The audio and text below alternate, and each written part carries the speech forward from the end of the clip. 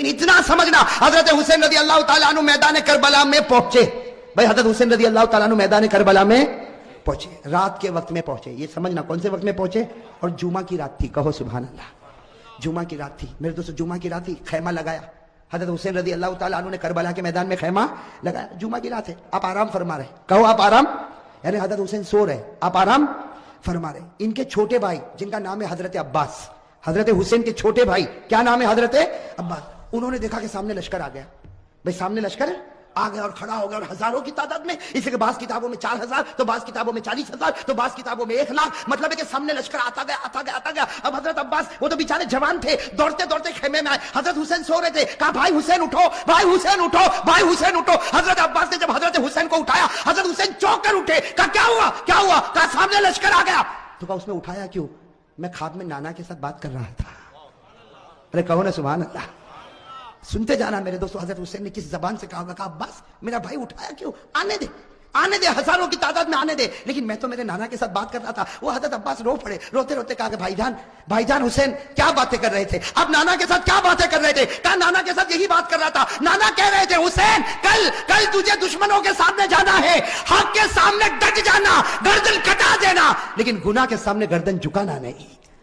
میرے دوستو حضرت حسین رضی اللہ تعالیٰ عنہ صبح ہوئی, کون سا دن, جمعہ. اس لیے جمعہ کی رات تھی, اٹھے تو جمعہ فجر کی نماز پڑھائی. کہو فجر کی.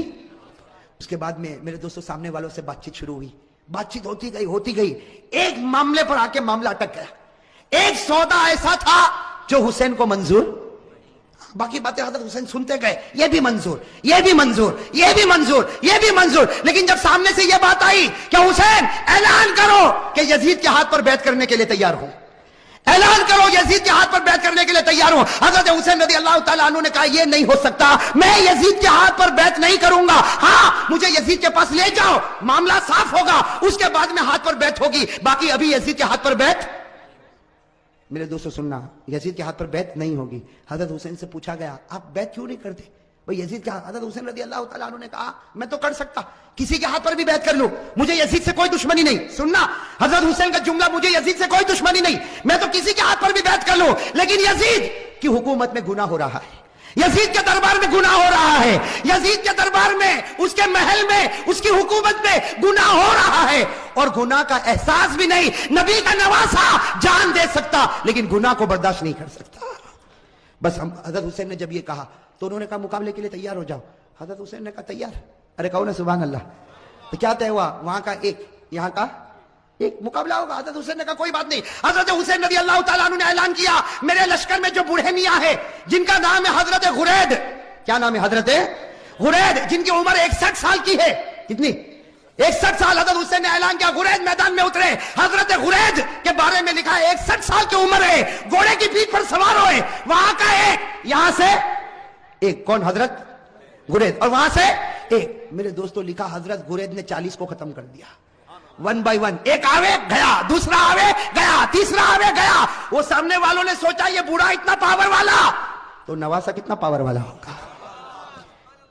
جب اوپنر ایسا ہے, ابھی تو میڈل آرڈر باقی ہے. بات سمجھنا اس کو, بہت پیاری بات ہے. سامنے والے گدر پر آ گئے, دھوکے پر آ گئے. کہا حسین یہ ایک ایک والا معاملہ نہیں چلے گا, ورنہ شام تک ہم تو ختم ہو جائیں گے. ایک ایک والا نہیں ہوگا, ہم سب اور تمہارا ایک, ہم سب اور تمہارا. حضرت حسین رضی اللہ تعالیٰ عنہ نے اس کو بھی منظور کیا. میرے دوستو وہ حضرت غرید جنہوں نے 40 کو ختم کیا تھا, وہ حضرت غرید ابھی بھی ان کی تلوار چمک رہی, گھوڑے پر ہے. سب نے ایک ساتھ میں ان پر حملہ کیا, آپ کو مارا گیا, آپ کے بدن کو چھلنی کر دیا گیا. جب بالکل آخری گھڑی آئی تو انہوں نے حضرت حسین کے سامنے حضرت غرید کو پھینک دیا. حضرت غرید جب سامنے تھے, حضرت حسین ان کے پاس گئے تو غرید نے کہا حسین تھوڑا ہٹ جا, آسمان پر محمد کا چہرہ نظر آ رہا ہے. نعرہ تکبیر, نعرہ تکبیر, حسین کا دامن. ماشاءاللہ, اللہ قبول فرمائے. یہ جملہ بہت پیارا, ساتھ میں کہا حسین کا دامن, حسین کا دامن, حسین کا دامن.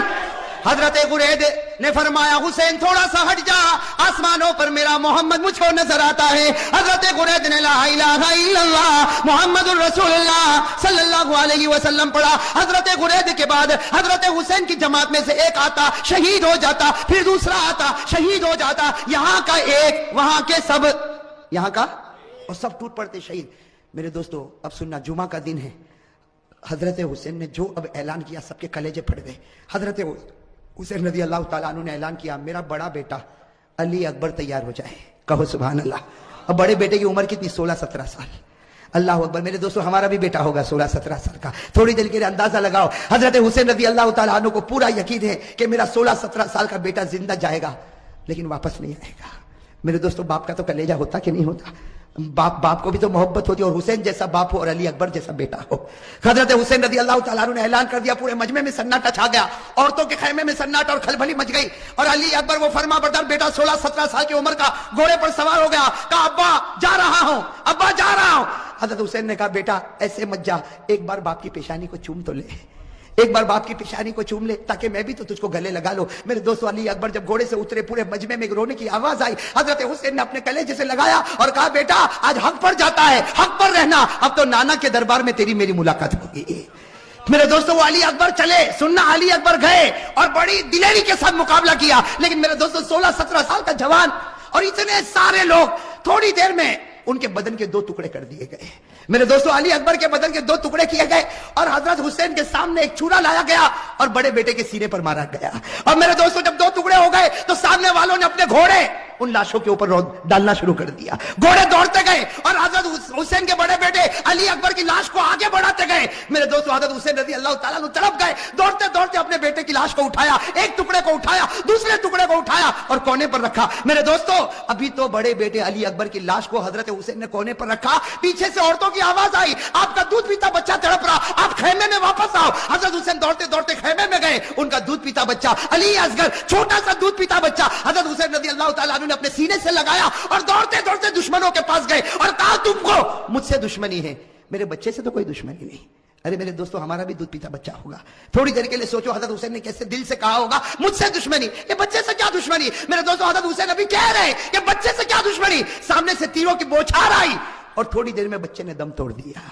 میرے دوستو لکھا حضرت حسین کے ہاتھ میں بچہ اور بچے کے سینے سے بھی خون نکل رہا, بچے کے منہ سے بھی خون نکل رہا, بچے کے دماغ سے بھی خون نکل رہا. حضرت حسین چومتے جاتے لیکن بچے کی جان نکل گئی. میرے دوستو آپ کے پاس بھی بچے ہیں, آپ کی گود میں بھی بچے ہیں, آپ کے گھر میں بھی بچے ہیں. میرے دوستو اگر آج باپ کو خبر ملے کہ میرا دودھ پیتا بچہ شہید ہو گیا, وہ باپ کا کلیجہ پھٹ جاتا. حضرت حسین کے بڑے بیٹے کے 2 ٹکڑے رکھے ہوئے, حضرت حسین کا یہ چھوٹا بچہ, اور میرے پیارے یہ چھوٹا بچہ حضرت حسین نے وہی جا کر رکھا جہاں بچے کے بڑے بچے کے 2 ٹکڑے تھے. میرے دوستو لکھا ہے حضرت حسین دونوں بچوں کے پاس بیٹھ گئے. آپ بتاؤ میرے دوستو حضرت حسین کیسا روتے ہوں گے.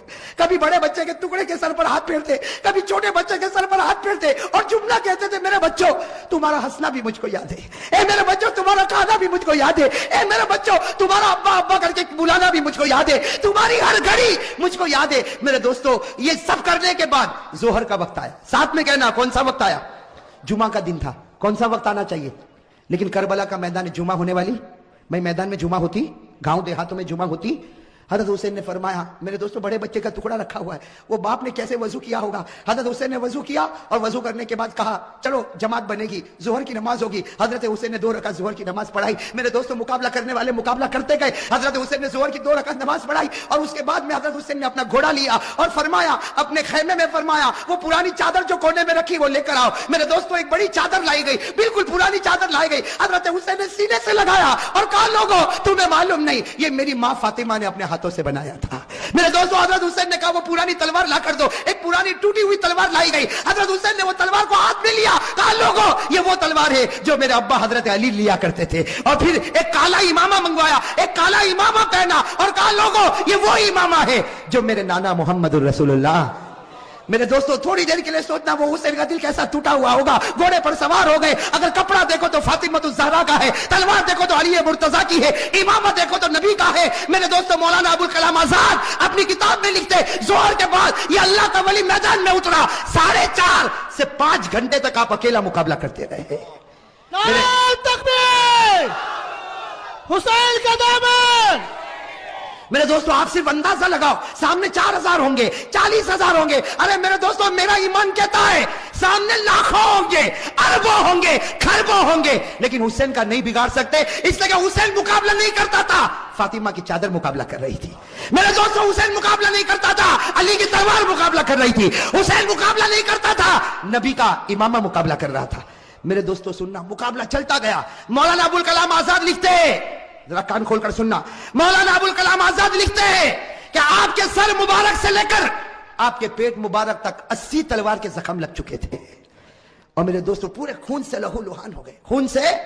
اور میرے دوستوں ایک بات سننا, جب حضرت حسین کا جب مقابلہ چلتا تھا, سامنے سے کسی نے برچھا آپ کے ہونٹ پہ مارا تھا, اس پر مارا تھا, آپ کے ہونٹ پر مارا تھا اور خون گر رہا تھا, اور پیچھے سے لوگ جو حضرت حسین کی جماعت میں تھے وہ پیچھے سے کہتے تھے کہ ہونٹ پر کیوں مارا, پیچھے سے آواز آتی تھی کہ او دشمنوں تم نے حسین کے ہونٹ پر کیوں مارا, یہ وہ ہونٹ ہے جس کو نبی روزانہ چوما کرتے تھے, یہ وہ ہونٹ ہے جس کو ہمارے نبی چوما کرتے تھے. میرے دوستوں کیسے لہو لہان ہو گئے.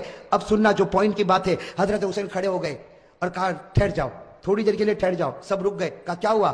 کہا اثر کی نماز پڑھنا ہے, اسے سورج بالکل ڈوب جائے گا, تھوڑی دیر باقی ہے, 4 ساڑھے 4 گھنٹے ہو چکے, 5 گھنٹے ہو چکے, سورج ڈوب جائے گا, اثر کی نماز قضا ہو جائے گی.